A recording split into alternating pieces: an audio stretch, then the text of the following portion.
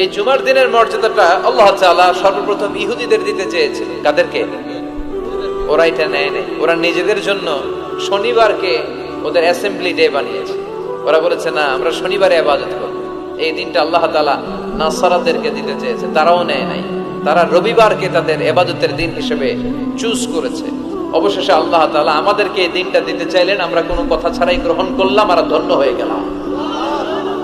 জুমার দিনটা আমাদের দিন, গাদান মানে তারপরের দিন শনিবার হচ্ছে ইহুদিদের জন্য, আর রবিবার হচ্ছে খ্রিস্টানদের জন্য। আর আমাদেরকে জুমার দিন দিয়ে খুশি হয়ে গেলেন কে? আবার বিশ্বনবী বললেন, জুমার দিনটা এমন দিন, এই দিনে আল্লাহর পক্ষ থেকে বিশেষ ফেরেশতারা মসজিদের সবগুলো দরজার মধ্যে দাঁড়িয়ে যায় এবং জুমার নামাজের আগ দিয়ে খতিব সাহেব আসার আগ পর্যন্ত লিখতে বসে যায়। কে কে মসজিদে ঢুকে নামগুলো তারা কাউন্ট করে, এন্ট্রি করে। সর্বপ্রথম জুমার সালাত আদায়ের জন্য যে মসজিদে ঢুকে